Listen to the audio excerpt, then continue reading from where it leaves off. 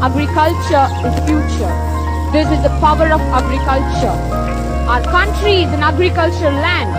60% of people belong to agricultural background.